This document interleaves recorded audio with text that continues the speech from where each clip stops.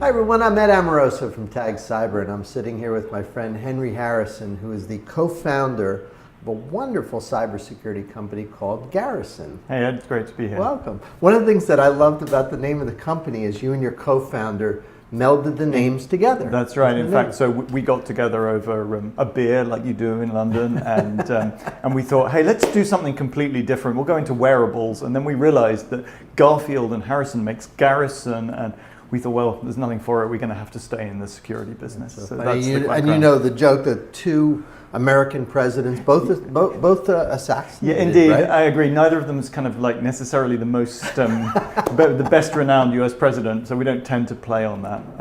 That's so cool. Now, you guys are in an area of cybersecurity that I think is growing like crazy. The need to protect browsing sessions. How did we get there? Is this a problem that's been around for a long time? Is it more recent? How did you get interested in this area? So it's kind of interesting. So my co-founder and I have worked together for a long time, and we started out working at a UK company called Detica, which did a lot of work in the national security space and so on. And then after that business got acquired by BAE Systems, and we built BAE Systems, a cybersecurity business, which focused mostly on monitoring and incident response.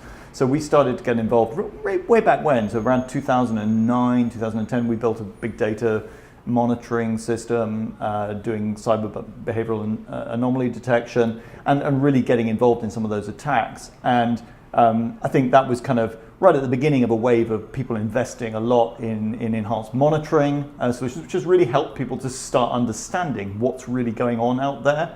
That's pretty much defined the last decade. And what we felt was that with all that investment in monitoring, people were really now starting to get to the point where they realized that actually there was an underlying problem, which was that the level of protection that was afforded by the tools that they're using today is just not strong enough to really fend off those attacks. So we wanted to do something that would really give customers a tool that would help them to turn the tables and redress the balance at the most fundamental level, just make things more difficult for the attacker. Right.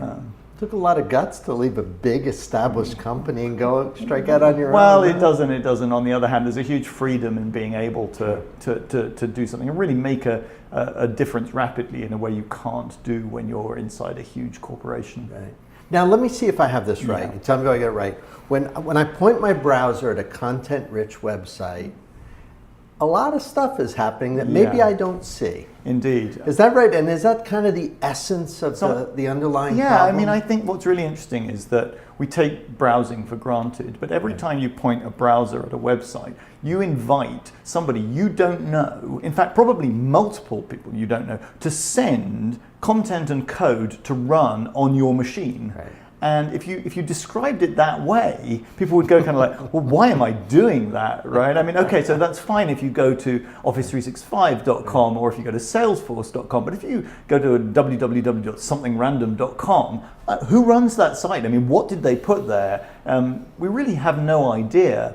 And the fact is, there's been huge investments for the last 20 years in web security. Right. Both, that we think often of specific tools, proxies and that kind of stuff, but also around, the core browser technology, the way that Chrome and Edge and Safari and so on are architected to protect themselves against running across malicious content, and remarkably, most of the time it works, but there's a sufficient residual risk left there that means that occasionally you point at a website and bad stuff happens, and the question is, what are we supposed to do about that? Right. Now, you guys climbed in the middle, right? You sit in the middle of that session, and rather than observe or redirect, you play an active role. Indeed. In the session. Tell us a little bit about how that came So we about. wanted to, what we didn't want to do was do more of the same. So we didn't want to do something that was about trying to detect bad stuff and stop it. What we wanted to do was create a technology that would allow people to take risky stuff and turn it into something that was essentially guaranteed to be good. And that the objective was to build a tool that would allow people to click on the most dangerous link they could find and go, it's okay, I don't need to worry about it, my endpoint is safe. Right.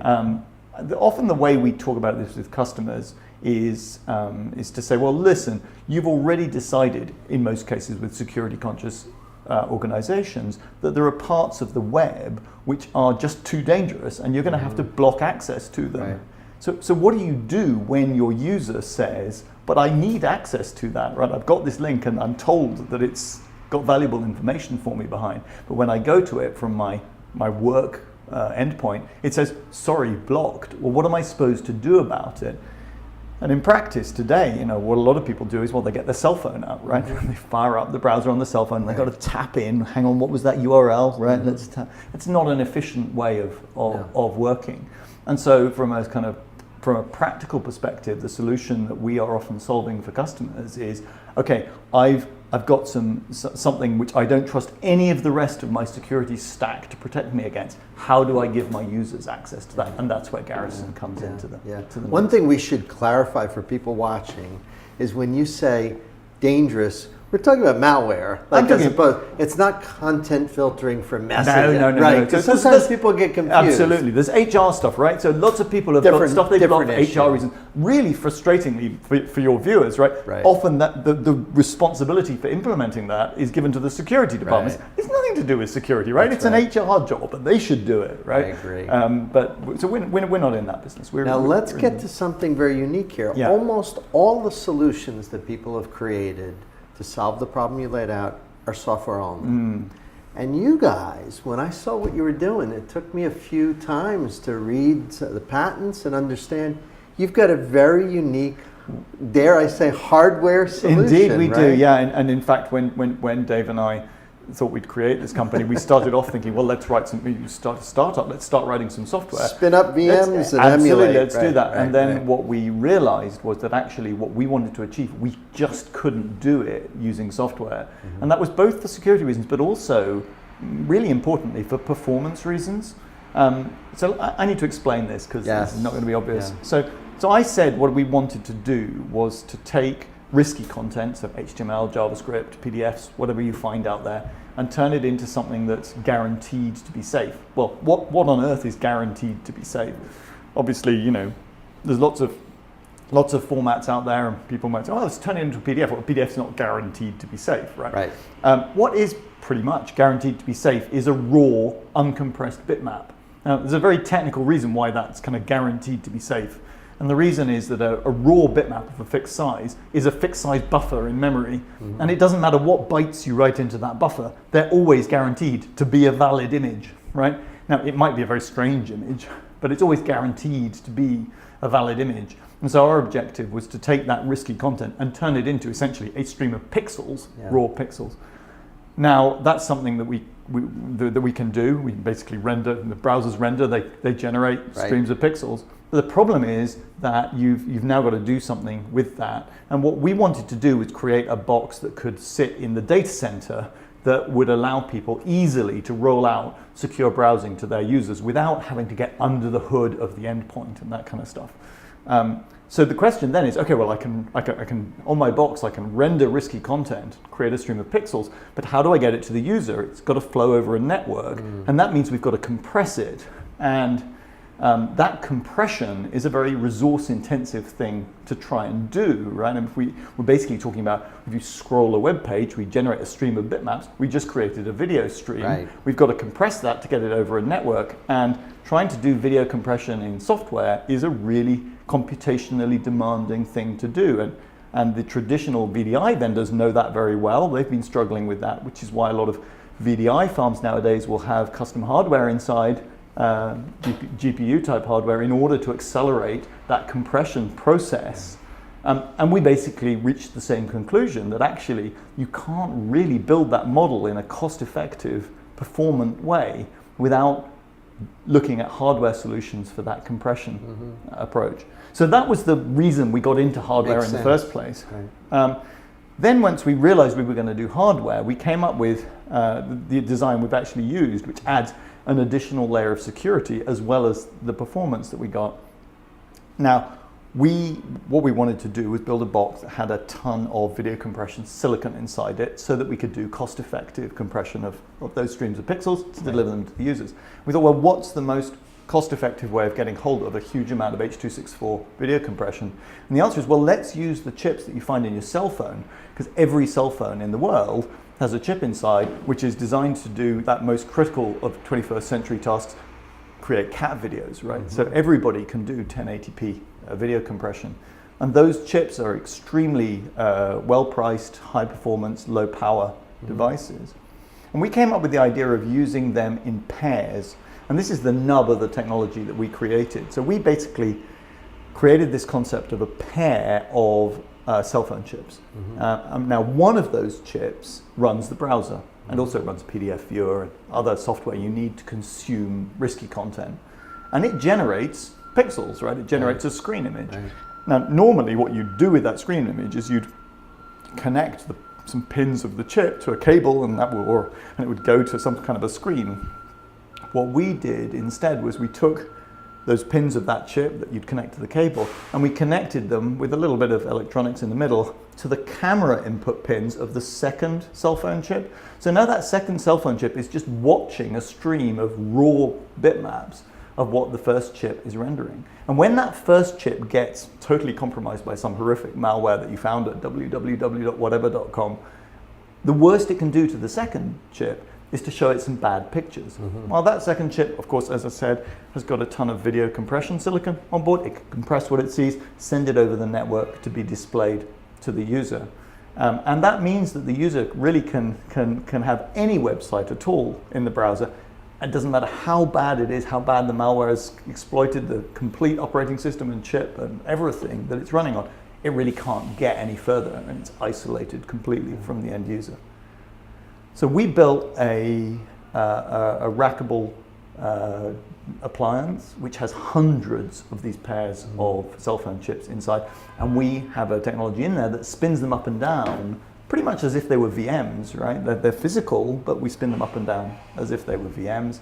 And then we can allocate them out to users when they need them. We can then reclaim them when they're done or they're not using it, farm them out to somebody else. And you've got this resource pool in there that can be used to provide people with secure browsing. So let me ask you, I'm sure that when you describe your hardware solution, you must have customers who say, I'm moving to cloud. Yeah, absolutely. And I need things in cloud. How am I going to put your hardware in cloud? How do you deal with that Sure. objection? So actually what's interesting is at the moment we run into that less than you might expect, because a lot of the people we're dealing with who recognize the problem that we're describing recognize that some levels of their security they want to do themselves. But it is something we discuss with customers, and of course the thing to remember is that I think there's a T-shirt that says, right, cloud is just somebody else's hardware, right? So there's no reason why our hardware can't go in the cloud as well. And one of the things we're not doing yet, but is firmly in our sights of something we intend to do, is to start racking up some of our appliances ourselves in colo centers. And each one has 100 pairs? It has 280 pairs. 280 pairs. So each so appliance. you can do the math for someone and show them the capacity is pretty big. It's pretty big, but you have to do some math, because we sometimes get customers who say, well, hang on a moment, I've got 100,000 employees, you've got 280 in an appliance, 100,000 divided by 280, my goodness, I'm going to need to buy a lot of appliances from you. And we turn around and say, is it really the case that all 100,000 of your employees are browsing the web at the same time? Do you have a business? That's not real, right? That's absolutely not the case. And certainly not 100,000 employees all browsing risky parts of the web, right? They're mostly using Salesforce.com or other cloud services that kind of by definition you've got to trust, because you just gave them your data. So we don't need to get involved there. You can just use Chrome or Edge or whatever you want to use as your browser. So what we really need to size is how frequently do your employees need to go visit a link that's too risky for you to handle using the controls that you've got in place. Well, that's a much smaller proportion of the time, and depending on your risk appetite, we can end up with a single appliance handling many thousands of users, and so then that becomes a totally different calculation in terms of the scalability of the solution. Now, let me ask you, the threat that kind of drove the original design, Yeah.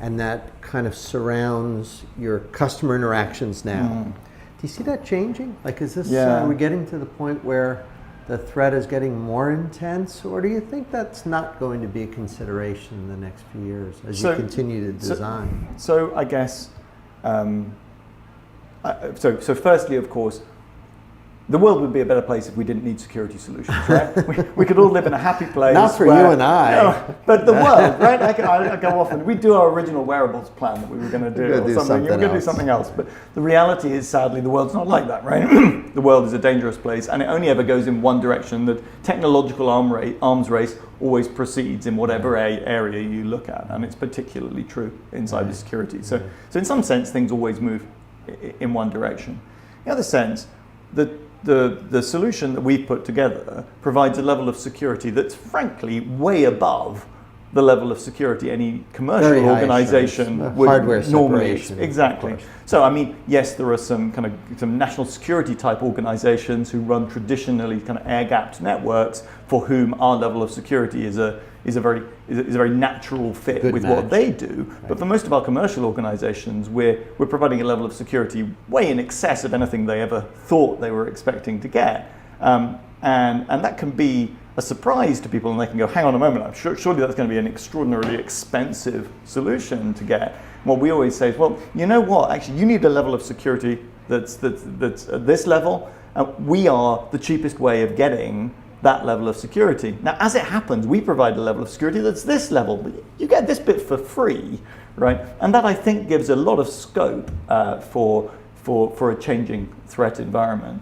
But realistically, the threat is already very, very high. I think what the last 15 years really has been about a gradual realization that commercial organizations are really facing the same threats as those national security organizations, which have historically always had to deal with very targeted, very sophisticated threats. And those same, firstly, the threat actors that target those national security organizations are now targeting commercial organizations because they're critical infrastructure, because they're stealing money, because they want to cause societal disruption, whatever the reasons are. And then also, particularly because in some of those organizations, some of those countries, there's a clear blurring of the line between the nation state and kind of criminal groups. You see bleed across of the techniques that were 10 years ago, really the preserve of nation state actors, now bleeding across into the criminal environment as well. So sadly, that level of threat is real today. As I say, it's a sad state of affairs, but it's just the nature of humanity. The technological arms races will always proceed. Could you sell an extra strength product in an environment where there's a lot of people, particularly military, three-letter agencies, big banks? They know they need extra strength, but there's a lot of people who think they need regular strength. Sure. And the question is, do they come to the recognition that, I do need extra strength, or maybe everything just melds? I mean, it certainly doesn't hurt to have higher assurance. So there are obviously, I mean, if you work in that rarefied kind of three-letter agency world, then it's a no-brainer. Well, there are traditional kind of defense contractor type organizations who've historically done very, very specialist solutions for those organizations, but they end up being extraordinarily expensive. They're all one-offs. Because they're one-offs, it's very bureaucratic, there's we're really talking extraordinary price points, and we had no interest in going into that space. Right, that's not what we're about at all. We set out to create a product which was primarily a competitive commercial product that we could sell to the companies we're dealing with in the financial services sector. We're dealing with telecommunications companies, with media companies, professional services companies. And then we also turn around to national security organizations, both sides of the Atlantic, as well as some other territories as well, and say, well, we've got this product, but it happens to be extremely secure. Would this be of interest to you? It's a tenth or less of the price of some of the solutions you're buying today from specialist defense contractor type organizations, and actually that's getting a very good response out of those organizations. But we absolutely are about a product which is a mainstream commercial price point. That's great. You look like you're having fun. It's a wild ride. I'm sure every startup you have in here to talk to you will say the same thing. They all say that. Not as many have as much frequent flyer mileage as you do. Well, that's seems to me to be a natural factor of dealing with a problem which is a global problem by definition. How many trips have you made between UK and US in the last, say, 6 months? A lot. United's doing very well out of me. I think I've lost count of them right now. You can buy a couple new suits. Yeah, points, exactly. Right? That's right. Well, you're wonderful technologists. I think you guys have a fantastic product. Wish you nothing but the best. I hope people watching will think a little bit about that high assurance, because for what we do, you never have enough assurance from my perspective. I mean, I think it's always a good idea to future-proof what you're doing against a more intense threat. It makes a lot of sense to me. But I want to thank you for coming to visit us in New York City. Great. I hope you'll come back, and as you guys get bigger and more powerful, you come back and you still remember us when you come back. Look forward to it. So nice. Thanks so much. Thanks very much, Ed. Great speaking with you. And we'll see you next time.